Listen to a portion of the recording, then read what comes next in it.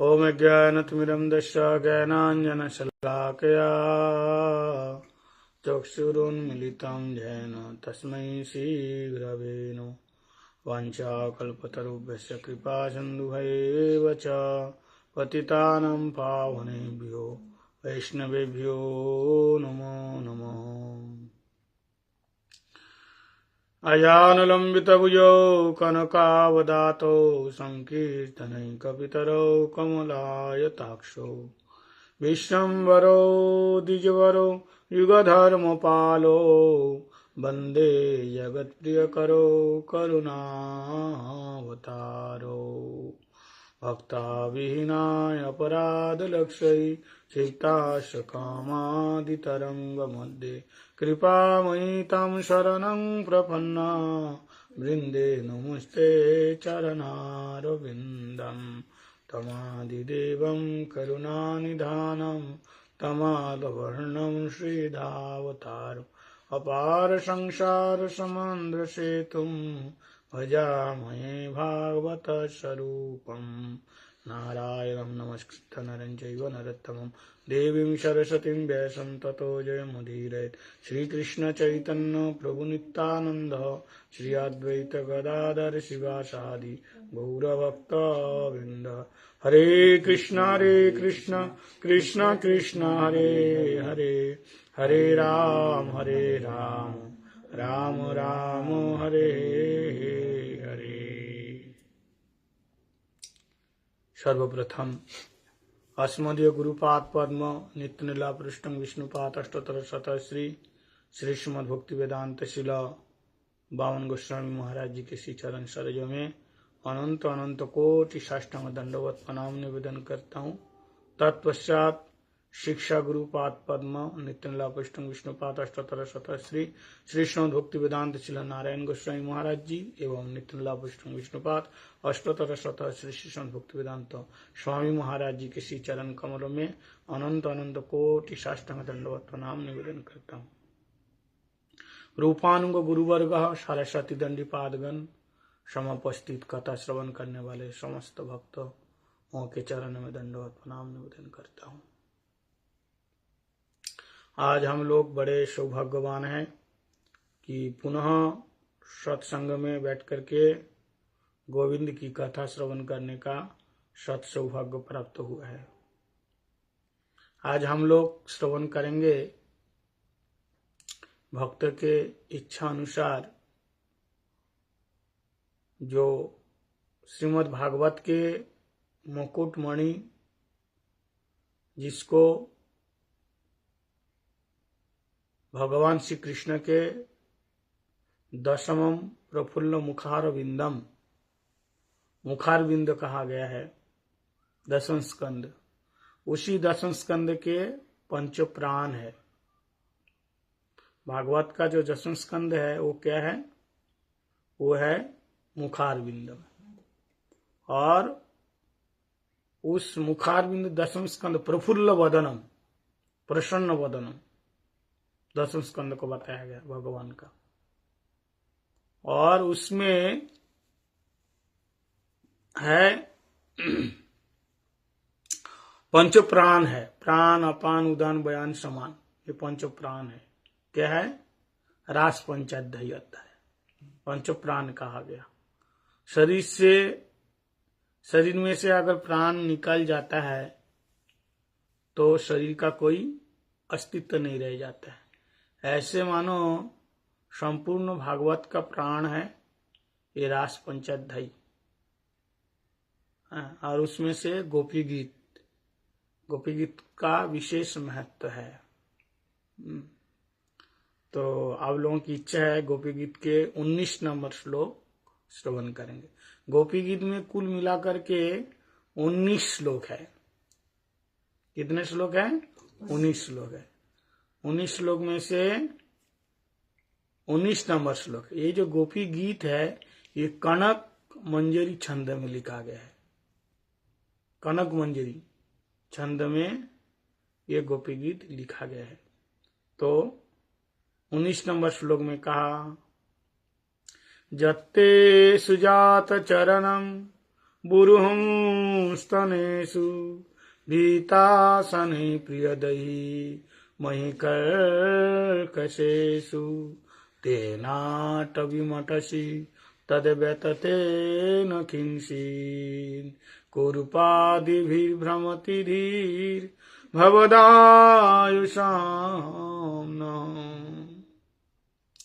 इति गोप्या प्रगयन्त प्रलपन्तस्य चित्रदा रुरुदुषुस्वरं राजन् कृष्णदर्शनलालसा तासामाविभूर्छौरी स्मयमानमुखाम्भोजो पीताम्बरधरा सर्गी साक्षात् मन्मथमन्मता।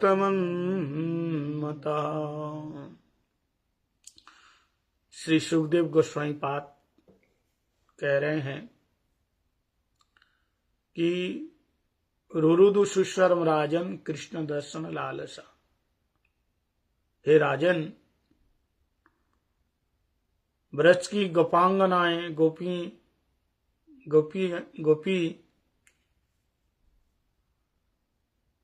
रुरुदु सुस्वरम रो रही हैं। कैसे? सुस्वर में। कैसे रो रही हैं? सुस्वर में। साहित्य में लिखा है कि रोना और गाना दोनों एक साथ नहीं होगा। अब चाहे रो लो या गा लो। अगर गाते गाते रोएंगे तो गाना बंद हो जाएगा, और रोते रोते गाओगे तो रोना बंद हो जाएगा। दोनों एक साथ नहीं होगा। लेकिन जिसका गाना और रोना दोनों एक हो गया वो है गोपी। इसलिए आपका रोना भी गाना बन जाए। लेकिन हम लोगों के दुख की बात है, हम रोते हैं शोक में और गोपियां रोती है राग में, अनुराग में, भाव में, प्रेम के लिए वो गोपियां रोती हैं। तो इस श्लोक का भाव ऐसा है, ब्रज की गोपी भगवान से मिलने के लिए तड़प रही हैं, ढूंढ रही हैं। भगवान जी अंतर्ध्यान हो जाते हैं रास में से, तब ब्रज गोपियां पहले उन्होंने कहा था, जय तितेधिकम जन्मना ब्रजा श्रयत इंदिरा स्वस्व दत्र ही दयित दीक्षताम दीक्षुतावका आदि श्लोक में कहा। तो 9 नंबर श्लोक में बता 19 नंबर श्लोक में जत्ते सुजातो चरणम बुरुहुम स्तनेषु भीता सने प्रियदहि मही कर्कशेषु। जत्ते सुजात चरणम बुरुहुम स्तनेषु, भगवान से कह रहे, हे प्रियतम, हे श्याम सुंदर, हे प्रिय, आपका चरण कैसे है? चरण जत्ते सुजात चरणम अंबुरु, आपका चरण अंबुज कैसा है? आपका चरण बहुत कोमल, केवल कोमल नहीं है, सुकोमल है, बड़े कोमल है, माखन से भी ज्यादा आपका श्री चरण नरम है, भगवान के श्री चरण। लेकिन वो चरण कहाँ रखना चाहिए? ब्रज की गोपी कह रही हैं, जो चरण इतना सुकोमल है वो चरण कहाँ रखना चाहिए? कहते हैं स्तनेषु। वो कोमल चीज चरण को हम गोपियों के वक्षस्थल में रखना चाहिए, हृदय में रखना चाहिए। लेकिन आप क्या कर रहे हो? हैं? ये चरण कहाँ रखना चाहिए? ये चरण हम सब गोपियों के वक्षस्थल में रखना चाहिए, क्योंकि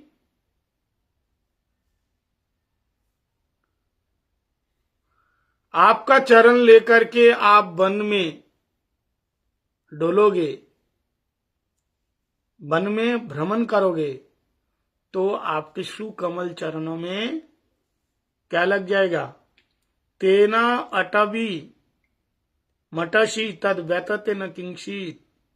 अटवी मतलब वन में, आप भ्रमण करोगे तो क्या हो जाएगा, आपका चरण में कांटा, कंकड़, पत्थर ये सब चुभेगा आपके चरण में। तो गोपियों के मन में आशंका है, भय है कि भगवान के चरणों में कठोर चीज ना लगे। ये क्या है, ये तत्सुख सुखित्त भावना, ये गोपी प्रेम ऐसा है, हमेशा भगवान के सुख में सुखी होना और भगवान के दुख में दुखी होना। हाँ, भगवान के दुख में दुखी होना और भगवान के सुख में सुखी होना। अत्यंत तो प्रेम होने के कारण उन ब्रज देवियों के अंदर ये भाव है। ये ब्रज की गोपियां रो रो करके कहने लगती हैं।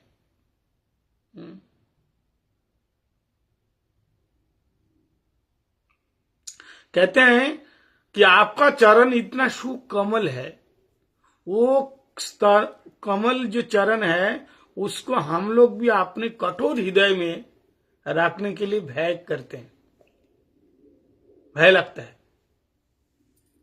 तो बताइए, यानी ब्रज गोपी के अंदर ये भाव है, जो चरण इतना कोमल है कि जैसे वक्षस्थल में यहाँ जत्ते सुजातो चरणम बुरम स्तनेसु, स्तन में बताया आपके चरण रखो, तो वो तो इतना सुकोमल होने पर भी कहते हैं गोपियां हमारा हृदय बहुत कठोर है।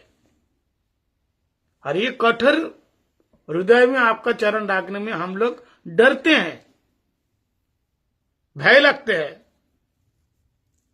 किंतु आप मतलब गोपी ये कहना चाहते हैं, हमारा हृदय, गोपियों का हृदय कैसा है, बहुत नरम है। भक्तों का हृदय नरम होता है, लेकिन भक्त कहते हैं आपका चरण इससे भी ज्यादा नरम है। तो वो चरण रखने के लिए हमको डर लगता है कि हमारा हृदय बहुत कठोर है। लेकिन आप क्या करते हैं कि उन चरणों से आप कहते भीता सा नहीं प्रिय दही मही कर कसेशु।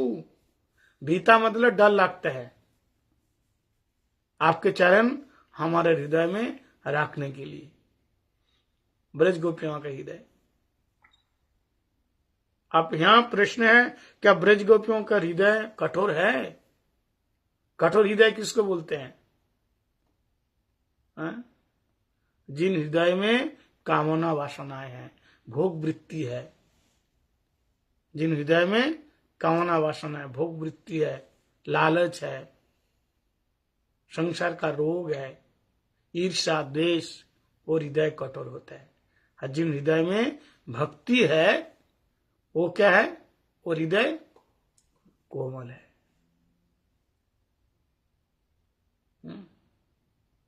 तो ब्रज गोपियों का हृदय कैसा है? ये भक्ति से परिपूर्ण है, कृष्ण प्रेम से परिपूर्ण है। लेकिन फिर भी भक्तों का भाव रहता है कि हम पापी हैं, हम भगवान के भक्ति नहीं कर रहे हैं। तो जो जितना भक्ति करते हैं उसके अंदर उतनी दीनता दीनता आती है। तो इसलिए ब्रज गोपी कह रहे हैं, भीता सने प्रिय दही मही कर कशेषु। हमारा हृदय कितना कठोर है, लेकिन आपका वो चरण हमारे हृदय में रखने के लिए हम खुद ही डरते हैं कि हमारा हृदय इतना कठोर है, आपके चरण कैसे रखेंगे। लेकिन आप क्या करते हैं, जो चरण अपने हृदय में रखने के लिए डरते हैं, उन चरणों के द्वारा तेना अटवी मटसी तद व्यतीत न किंचित। आप क्या करते हो, उन चरण के द्वारा आप वन में भवन करते हो। तेना चुरानुगम, गाय के पीछे भागते हो। कंक तेना चुरानुगम मतलब उन गाय के, तीन चरने वाली जो गाय है उसके पीछे भागते हैं, और आपके सी चरणों में कांटे कंकड़ पत्थर ये सब लग जाता है। इसलिए आप वन में भटकते हैं उन चरणों के द्वारा, वन वन में, अटवी मतलब वन, आप वन में भटकते हो। इसलिए प्यारे, ये चिंता खाई जा रही है, बोले ये चिंता है, क्या है ये चिंता, जो पत्थर आदि चुभने से आपको पीड़ा होती होगी, आपकी तो पीड़ा होती है, तद व्यतते न किंचित, क्या आपकी पीड़ा नहीं होती है? आपके चरण में आपका कष्ट होता होगा। तो ये कष्ट का अनुभव कौन करता है बताओ? ये कष्ट का अनुभव कौन करता है? अब भगवान जब वन में जाते हैं तो माँ यशोदा वात्सल्य रस के उनको चिंता रहती है कि कहाँ गए, कैसे गए, कहाँ खाए नहीं खाए, तो ये सब सोच करके उनको दुख होता है। किसी के प्रति प्रेम होगा तो प्रेम का ये धर्म है कि उसके चिंतन में उसके अंदर पीड़ा होती है, चाहे वो अच्छी तरह से रहे, कैसी भी परिस्थिति में रहे, फिर भी वो सोचेंगे कि वो कोई विपत्ति में होगा, ठीक से खाया नहीं होगा, ठीक से सोया नहीं होगा। तो ऐसे भगवान जब वन वन में घूमते हैं तो ब्रज गोपी कहते हैं कि आपके चरणों में बहुत कंकड़ पत्थर ये सब चुभता होगा, आपको कष्ट होता होगा, क्या आपको तद व्यतते न किंचित, आपको कष्ट का अनुभव नहीं हो रहा है? तो भगवान के चरणों में मानो कांटे पत्थर चुभते हैं, और दर्द किसको होता है? ब्रज गोपियों का होता है। चरण भगवान का है, और उस चरण में आघात होने पर, कांटे चुभने पर उसका अनुभव किसको होता है? गोपियों का, भक्तों का होता है। यही होता है प्रेम, इसको प्रेम कहते हैं, क्योंकि तुम हमारे जीवन स्वरूप हो। कृष्ण कौन है? गोपियों का जीवन स्वरूप है। आप मेरा प्राण हो, तो आप भगवान को सब कुछ समर्पित जब करोगे, जब हम लोग करेंगे, तो उसी समय हर पल क्या होगा? भगवान की सेवा, भगवान की याद में भगवान कैसे सेवा ग्रहण करेंगे, उसके चिंतन में 24 घंटा हम रहेंगे, क्योंकि उसका वो प्राण है, जीवन है, स्वरूप है, जीवन स्वरूप है। इसलिए ब्रज गोपी कह रहे हैं कि आप हमारे क्या हो? प्राण हो। इसलिए आपके चिंता में हम व्याकुल हो जाते हैं। कुरूपादि भीर भ्रमति धीर, हमारी जो बुद्धि है भ्रमित हो रही है, ये चिंता खाई जा रही है, हम व्याकुल हो जाते हैं। किस लिए व्याकुल होते हैं? कि आपके चरणों में कितना आघात लग रहे, कष्ट हो रहा है। तो ये कहना चाहती हैं कि अत्वांत प्रेम होने के कारण ब्रज गोपियों के हृदय में भगवान का जो वन गमन का जो कष्ट है, वो गोपियां उसको महसूस कर रही हैं। तो आगे कह रहे हैं यहां पे, अटसी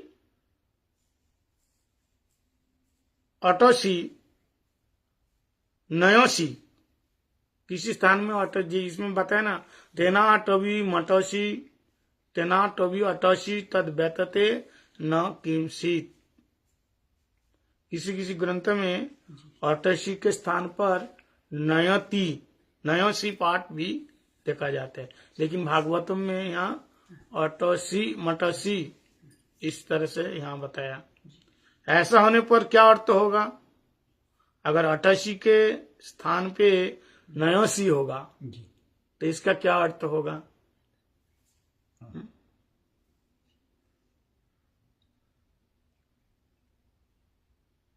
इसका क्या अर्थ होगा? इसमें गुरुजी ने बताया कि ऐसा अगर अर्थ हो जाएगा तो इसका अर्थ होगा, ऐसा होने पर क्या अर्थ होगा?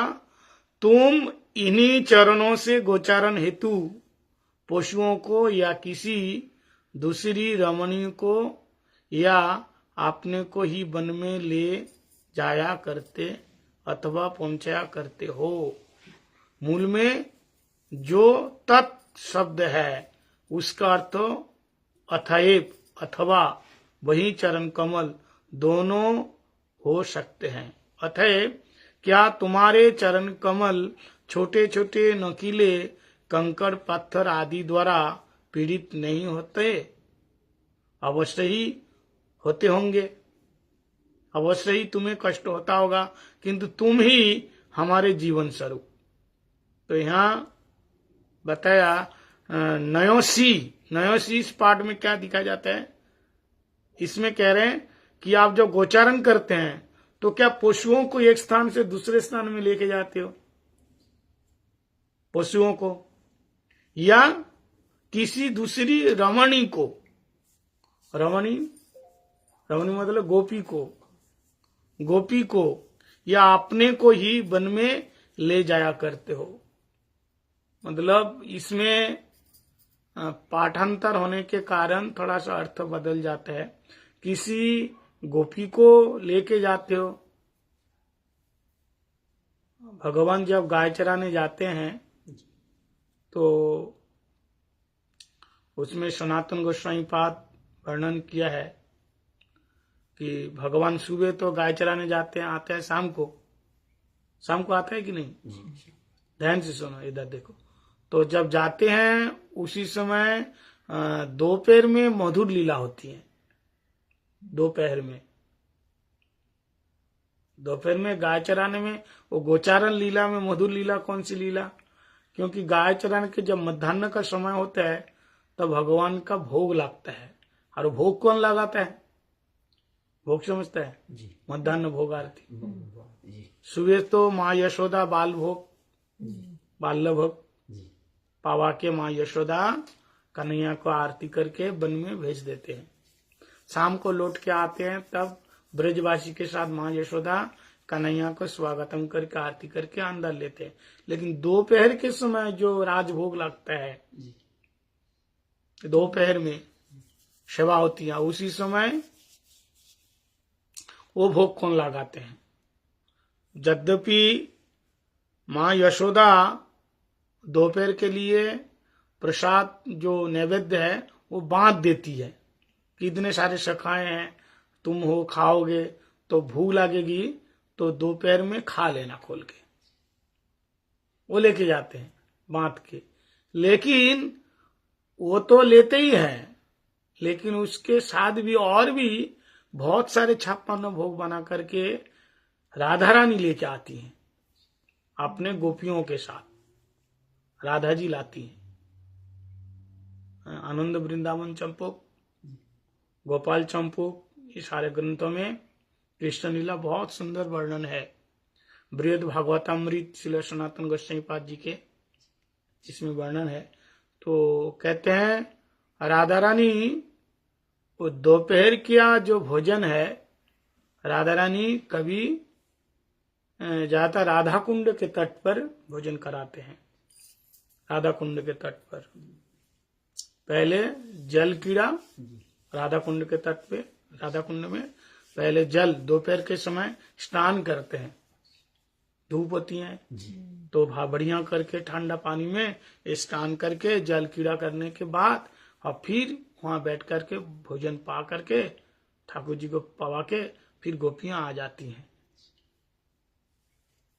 और भगवान फिर आ जाते हैं इधर। तो इसके लिए लीला भी बहुत सुंदर है, बताया है।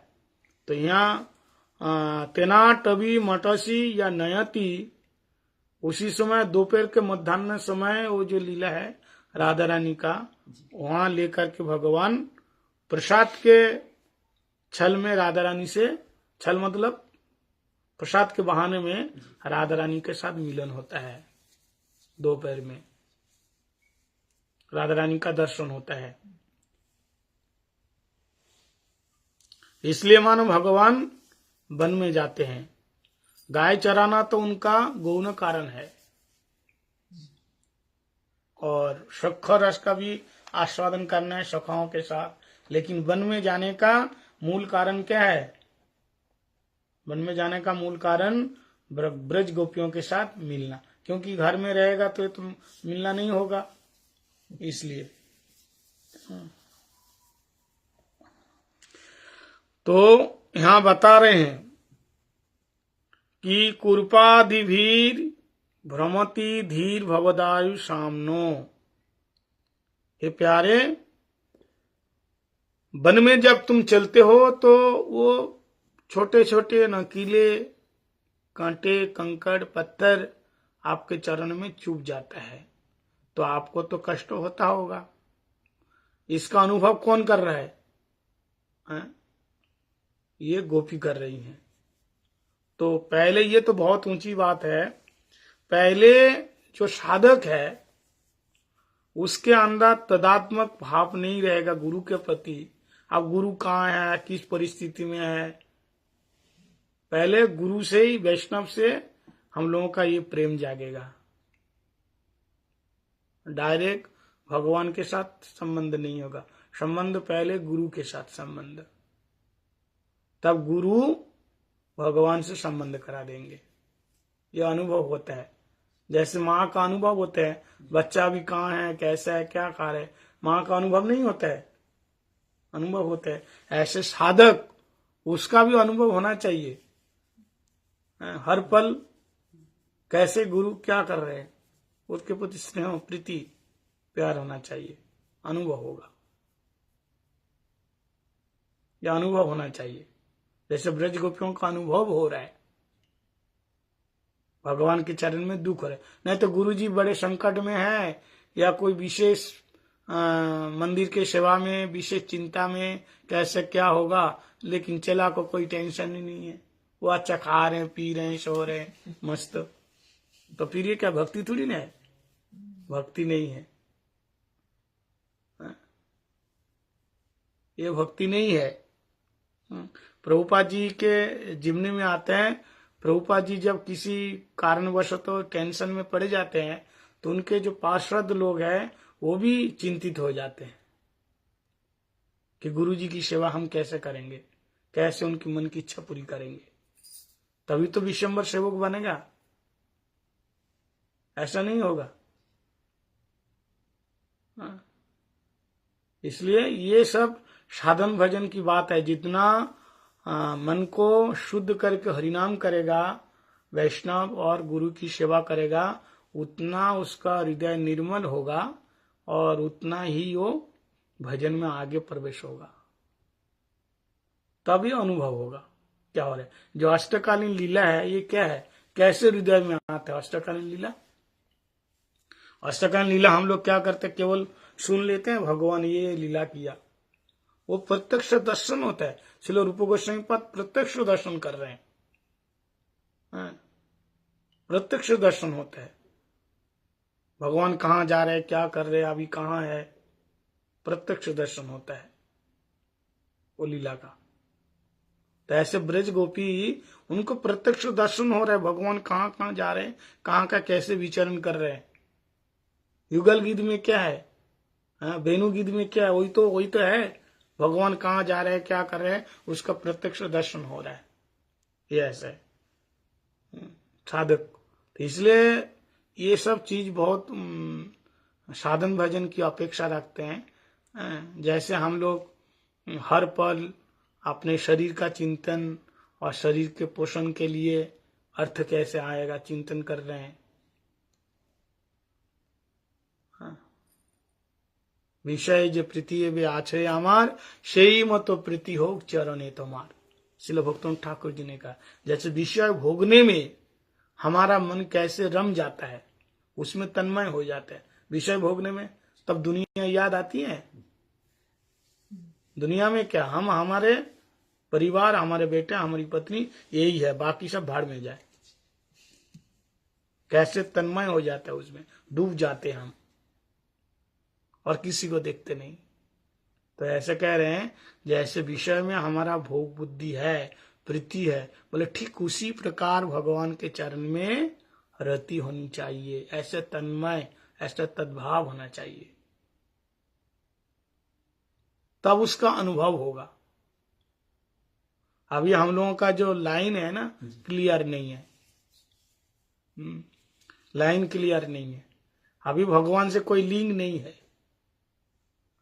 भगवान से कोई लिंक ना होने के कारण भगवान अभी क्या कर रहे हैं, क्या से क्या, गुरु जी से भी कोई लिंक नहीं है।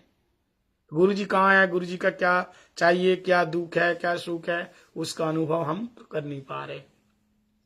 तो ब्रज गोपी कह रहे हैं, भगवान से कह रहे हैं, उस समय तो भगवान प्रकट हुए नहीं, भगवान तो अंतर्ध्यान हो गए, लेकिन ब्रज गोपी बैठे बैठे वो सब कुछ लीला भगवान को बता रहे हैं। जत्ते सुजात चरणम बुरुहुं स्तनेषु तेनाटवी मटसी तद व्यतते न किंचित कुरूपाधिविर्धीर भवदायुषाम न हो। जत्ते सुजात चरणम बुरुहुं स्तनेषु, जो आपके सुकमल चरण इन गोपियों के हृदय में रखना चाहिए, लेकिन आपने क्या किया उन चरण कमल के द्वारा। कहते ये हम लोग भी डरते हैं कि आपका चरण इतना सुकोमल है, हमारा वक्षस्थल इतना कठोर है, हम अपने वक्षस्थल में रखने के लिए हम भी डरते हैं। अब बताओ, गोपियों का जो वक्षस्थल है ये क्या कठोर है? कठोर तो नहीं है, लेकिन इनका भाव है। ये देखो भक्ति में क्या होता है, एक हमेशा डर रहता है। कितने भी सेवा कर लो फिर भी उसके अंदर ये डर रहेगा मेरे से सेवा नहीं हो पाई, कोई अपराध हो गया होगा। लेकिन जिस दिन तुमको तसल्ली आ जाएगी, अरे हमने तो बहुत कर लिया, बहुत ऐसे तो सेवा कौन कर पाएगा, जैसे हमने सेवा किया और दूसरे थोड़ी ना कर पाए, समझे सेवा हुई नहीं है। ऐसा भाव नहीं रखना चाहिए कि मेरे से सेवा नहीं हो पाई, हमेशा ये भाव रखना चाहिए हम भगवान की सेवा ठीक से नहीं कर पाते, हमारे से सेवा होती नहीं है, ये भाव। हाँ, ब्रज गोपी इतने सब कुछ सेवा करने के बाद भी फिर भी वो कहते हैं मेरे से सेवा नहीं हो रही है, सेवा नहीं कर पा रहे। सारा दिन हरिनाम करो फिर भी कहो कि मेरे से हरिनाम नहीं हो रहा है, कैसे हरिनाम करो, ये वृत्ति होनी चाहिए। तो ब्रज गोपी कह रहे हैं कि हमारा हृदय इतना कठोर है और आपके श्री चरण कितना नरम है, सुकोमल है, तो हम अपने हृदय में आपके चरण रखने के लिए हम डरते हैं। भीता सनी प्रिय दही मही कर शिशु, भीता हम डर जाते हैं कि आपको चरण में आघात ना लगे। लेकिन आप क्या करते हैं, आप वो चरण के द्वारा, सुकमल चरण के द्वारा आप अटसी तेनाटवी मट अटवी, अटवी मतलब वन में आप डोलते हो, और कितने छोटे छोटे कंकड़ पत्थर आपके चरण में लग जाता होगा, आपको कष्ट होता होगा। ब्रज गोपी ये बात बता रही। तो ये जो अनुभव है, तो अनुभव ये क्या, भजन सापेक्ष है अनुभव। हम लोग क्या करते हैं, भोग लगा देते हैं, और भोग लगा के इसमें चिंतन भाव अनुभव होना चाहिए। केवल थाली रख के आ गए, बस थोड़ा मंत्र जाप कर दिया, भगवान प्रसाद ले लिया, लेकिन अनुभव करो। हाँ, आपके अंदर भाव होए कि भगवान ये चीज पाए प्रसाद, ये देखो यहाँ थोड़ा सा कम हो गया, और अंदर भक्ति होगी ना तो आपको कम नजर आएगा। ये देखो यहाँ से ये भाव है। वृंदावन में सेवा कुंज है, कहते दातुन रख देते हैं, वो दातुन ऐसे रख देता है लेकिन उसको चबाया हुआ मिलता है, ऐसे वहां के गोसाई लोग बोलते हैं, गोस्वामी लोग बोलते हैं। पान भी खाया हुआ मिलता है, पेड़ा भी आधा मिलता है। हाँ, एक समय ऐसा था वहां सेवा, इसलिए सेवक वो अपनी भक्ति के द्वारा ये सारे अनुभव करते हैं। ऐसा कभी भगवान की तरफ ठीक से देखो तो भगवान कभी खुश नजर आएंगे, कभी रोते हुए नजर आएंगे, कभी मन खराब होते हुए नजर आएगा भगवान के। ये लीला है, ये सारी लीला।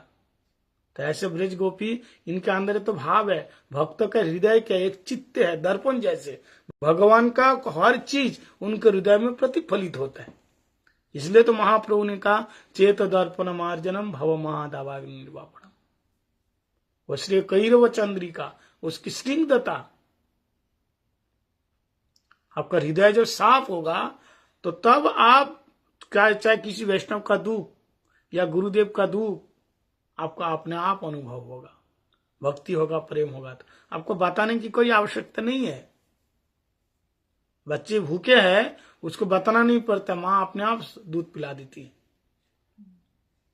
क्योंकि पता लग जाते हैं कितने देर से खाया नहीं, अब उसको चाहिए। अब रोने से पता लग जाती है इसको क्या चाहिए, अभी खिलौना चाहिए या खाना चाहिए। ये होती है माँ। तो ऐसे भक्त उनके भक्ति के प्रभाव से भगवान का हर लीला, हर वो क्या बोलते हैं, लीला को वो समझ जाते हैं, समझ जाते। तो इसलिए यहां बताया कि आप जो जंगल में जाते हो कि आपको न व्यथते किंचित, क्या आपको कांटा कंकड़ लगने से, आपका क्या चरण में आघात लगने से कष्ट नहीं होता है? कष्ट तो होता होगा, है? कष्ट होता है। इस बात को हम सोच करके कह रहे हैं, हमारे चिंता में व्याकुल हो जाते हैं, हमारी बुद्धि विभ्रमित हो जाता है। गोपी कह रहे हैं चिंता में व्याकुल हो जाते हैं हम। भगवान के चरणों में आघात लग रहा है, कष्ट हो रहा है, ये बात को सोच करके हम व्याकुल हो जाते हैं। गोपी को पीड़ा लगती है और वो स्वयं उत्कंठित हो जाते हैं, व्याकुल हो जाते हैं, तड़पने लगते हैं भगवान के दुख में। गोपी स्वयं व्याकुल हो जाते हैं, हाय मेरे प्रभु के चरण में इतना दुख लगा, इतना कष्ट हुआ, कंकड़ चुभ गया।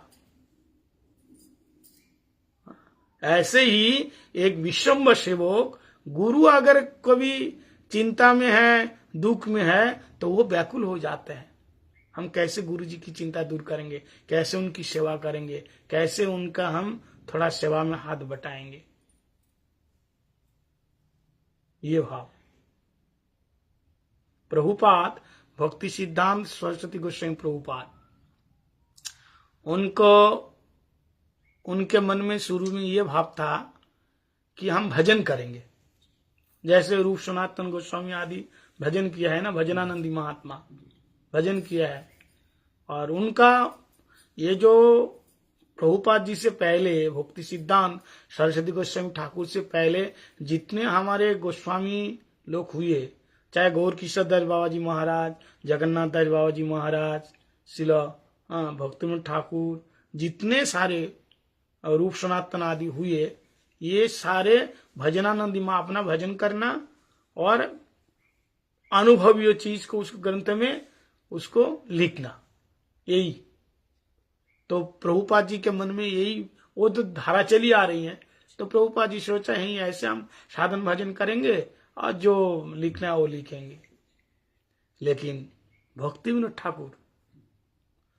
ठाकुर जी ने कहा नहीं, साधन भजन करना है और महाप्रभु की जो वाणी है सर्वत्र प्रचार करना है। जैसे तेने ब्रह्माजा आदि कवये, जैसे आदि कवय ब्रह्मा जी के हृदय में श्रीमन नारायण ने भागवत 14 श्लोकी भागवत दिया,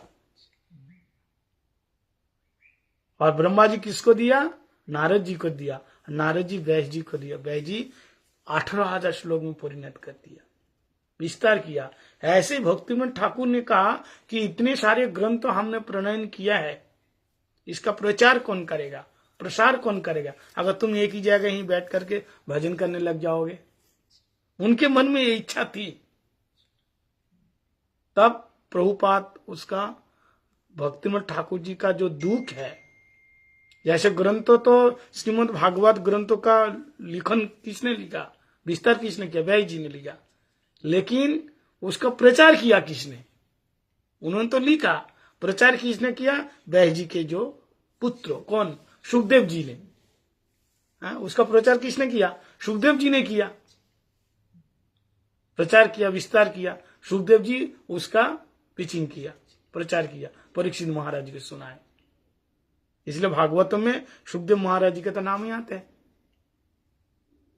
तो प्रभुपाद समझ गए भक्तों ठाकुर जी के मन में क्या दुख है, क्या व्यथ है। बैस जी ने देखा कि इतने अच्छे ग्रंथ तो मैंने प्रणयन किया, श्रीमद् भागवत वेद वेदांत उपनिषद का सार है, तो इसको कौन प्रचार कर सकता है। प्रचार करने के लिए निर्मत्सराणाम शताम, निर्मत्सर संत होना चाहिए। ऐसे भक्तों ठाकुर ने सोचा कि इतने सारे ग्रंथ मैंने लिखा, तो इसका कौन प्रचार करेगा। जो जीवन में आचरण करेगा, निर्मत्सर होगा, निर्भीक संत होगा, वही तो प्रचार करेगा।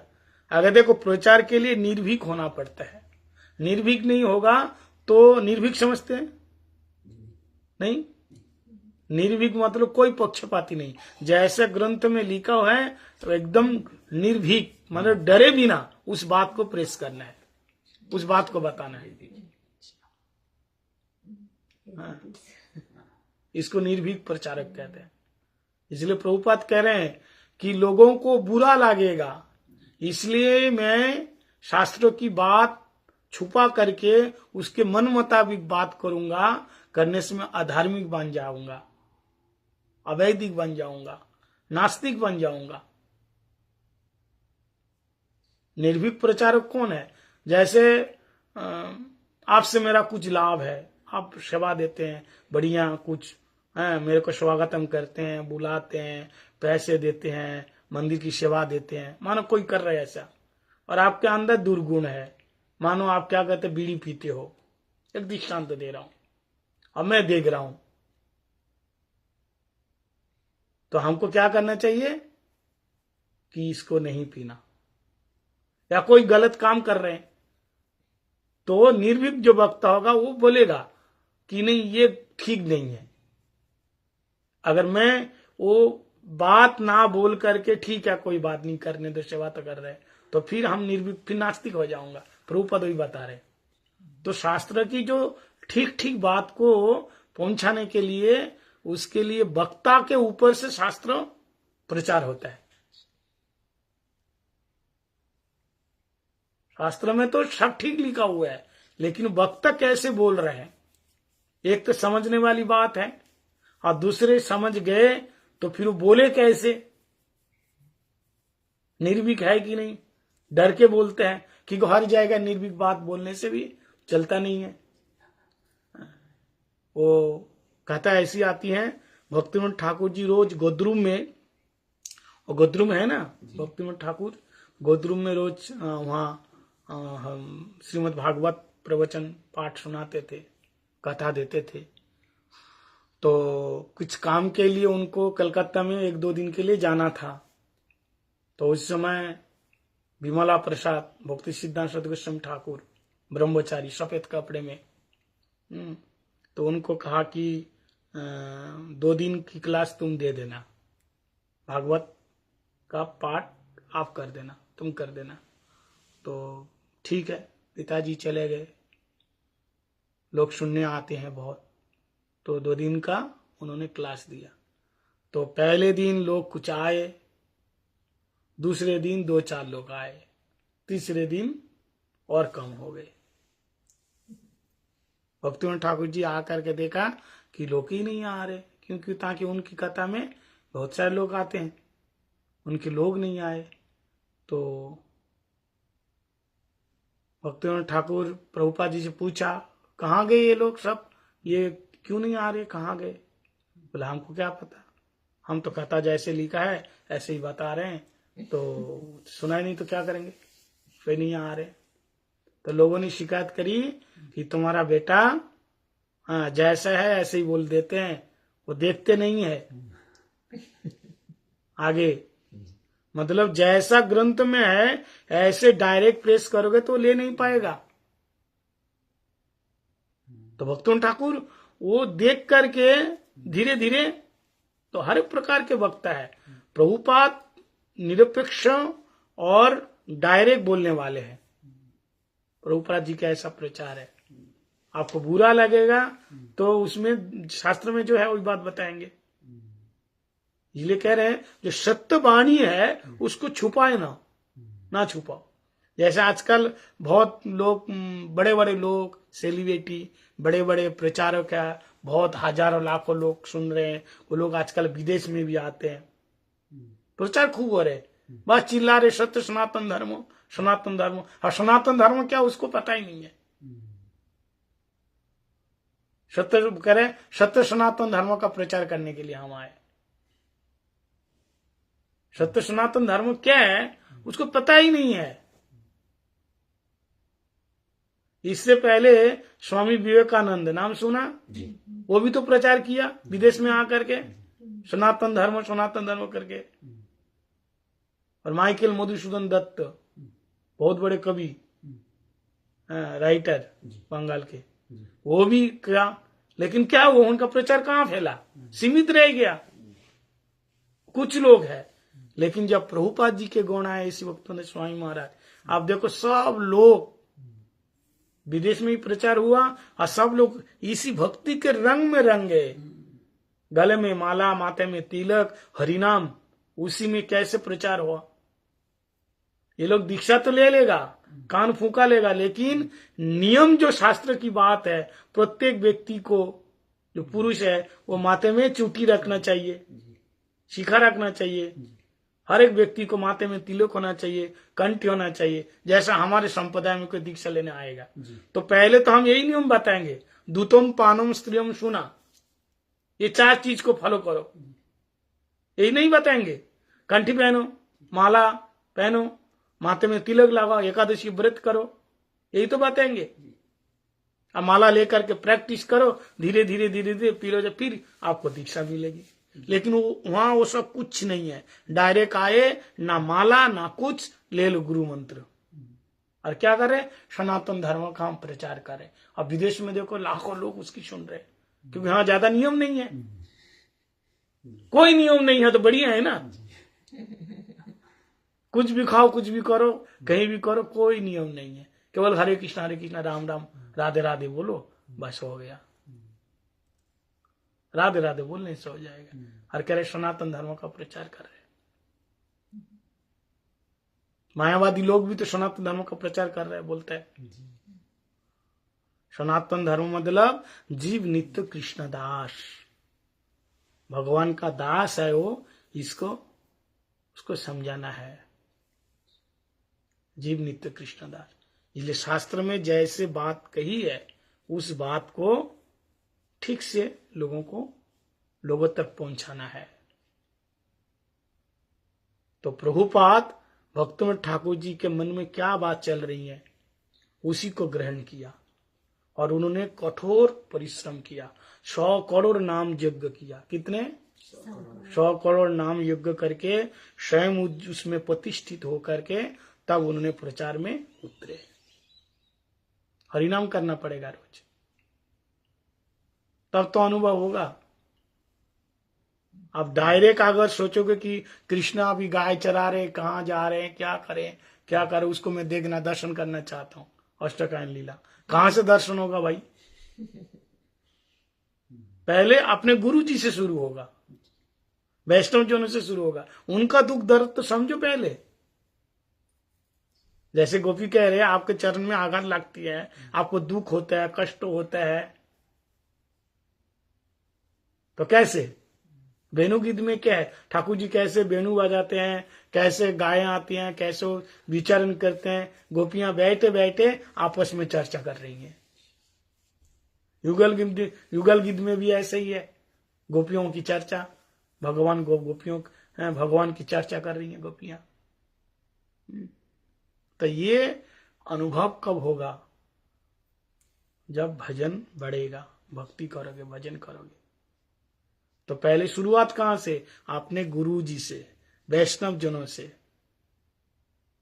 हम तो गुरु जी से कोई मतलब नहीं है, वैष्णव जनों से कोई मतलब नहीं है, कोई नहीं, हम तो डायरेक्ट नहीं होता है। इसलिए ये जो नियम, हमारे जितने गोस्वामी लोग आए, जितने गुरु वर्ग लोग आए, सब आपने अपने गुरु के लिए प्राण दिया। प्राण का निछावर किया। प्रभुपाद जी ने अपने सर्वस्व सब कुछ त्याग करके वो आपके मायापुर में भक्ति विजय भवन देखा, वहीं बैठ के, वहां अभी तो बहुत बड़ा वो मैन बन गया, महल बन गया, लेकिन उस वहां भक्ति विजय भवन वो एक झोपड़ी थी, भूस की झोपड़ी, गर्मी के मौसम में चारों तरफ बंद, और वहीं बैठ करके उन्होंने हरिनाम यज्ञ किया, तप किया, उन्होंने इतना मेहनत किया, कष्ट किया, इतनी दरिद्रता के अंदर, इतना गरीबी के अंदर रह करके उन्होंने हरिनाम संकीर्तन का प्रचार किया, अच्छे अच्छे ब्रह्मचारी को संग्रह किया, भक्ति का प्रचार किया उन्होंने, शिला प्रभुपाद। आज उन्हीं की कृपा से आज संपूर्ण विश्व में असली रूप में सत्य सनातन धर्म का प्रचार हो रहा है। सनातन धर्म मतलब वैष्णव धर्म ही सनातन धर्म, भागवत धर्म भी उसी कहते हैं, प्राणी का सभी पुंसम पर धर्म उसी को ही कहते हैं। सत्य सनातन धर्म है ना, किसी जाति विशेष का नहीं है कि हिंदू का है, मुस्लिम का है, ऐसा नहीं है। धर्म सबके लिए समान है। सनातन जो धर्म है, भगवान का जो दास कौन बनेगा, भगवान का दास सभी प्राणी के लिए बताया, सभी पुंसों, ये नहीं है केवल हिंदू घर में जन्म लिया तब कृष्ण का दास बनेगा, ऐसा नहीं है। इसलिए तो श्री चैतन्य महाप्रभु ने अपना परिचय ब्राह्मण के रूप में नहीं दिया, सन्यासी के रूप में नहीं दिया, वो दास के रूप में दिया, गोपी भट्ट पद कमल और दासानुदास। दास किसी भी जाति में, कुल में, वर्ण में, वो दास भगवान का दास है। यही असली में सत्य सनातन धर्म है। सोना, सोना सबका है, ये ब्राह्मण का सोना, ये मुस्लिम का सोना, ऐसा है? सोना किस जाति का है बताओ? जो सोना पहनते हैं लोग, सोना किस जाति का है? ये मुस्लिम सोना है, ये हिंदू सोना है, ये क्रिश्चियन सोना है, ये ऐसा विभाजन होता है। सोना मतलब सोना ही है। ऐसे भगवान मतलब भगवान है, और उनका दास मतलब कोई भी किसी भी जाति में दास। तो जो हम लोगों का विशेष करके जो गौड़ीय मठ से जुड़े हैं, उन लोगों का जो प्रचारक है, उनका एक ही उद्देश्य होता है, सबको भगवान से जोड़ना और सब भगवान की सेवा करना, यही है, भगवान से जोड़ना। अच्छा एक बात और देखो, भगवान से जोड़ने का ये भाव रहेगा तो द्वंद्व नहीं रहेगा। जो अपने से जोड़ेगा, अरे तू उधर कैसे चला गया, तू तो मेरा शिष्य था, मैंने हरिनाम दिया था, अरे कोई भी जोड़ने से मतलब, समझ में आया? तब वो अपना पराया भाव नहीं रखेगा, ये मेरा शिष्य नहीं है, ये बात नहीं करेंगे, वो उसका ये जो देखेंगे ना विचार पक्षपातिता, ये नहीं रहेगा। भगवान से जोड़ने से ही मतलब है, चाहे किसी से भी, शुद्ध वैष्णव धारा से, शुद्ध वैष्णव धारा से, 4 वैष्णव धारा बताया ना, तो शुद्ध वैष्णव धारा से हमारे श्रील नारायण गोस्वामी महाराज जी शिक्षा गुरुपाद पे उन्होंने वही तो सिखाए,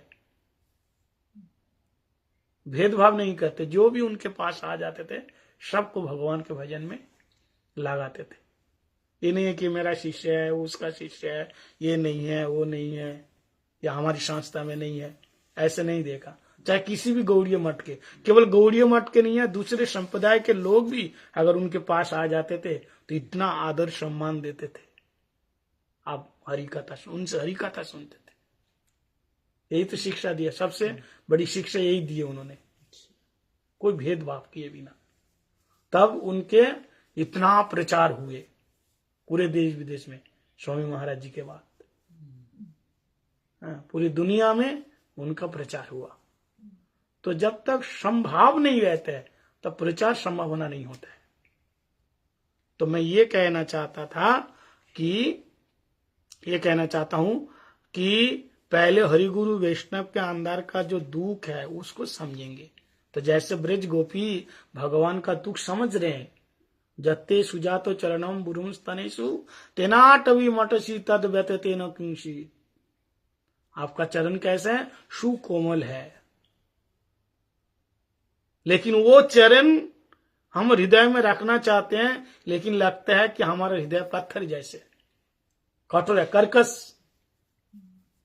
कह रहे हैं भीता सनी प्रिय देही मई कर्कशेषु। डर लगता है कि आपका चरण, इतना नरम चरण, अपने पत्थर जैसे दिल में कैसे रखूं। कर्कश मतलब कठोर हमारा हृदय। तो गोपी कहते हैं कि आपके नरम चरण को, इतना सुकोमल चरण को अपने हृदय में रखने के लिए हम डरते हैं, लेकिन आप क्या करते हो उन चरण से?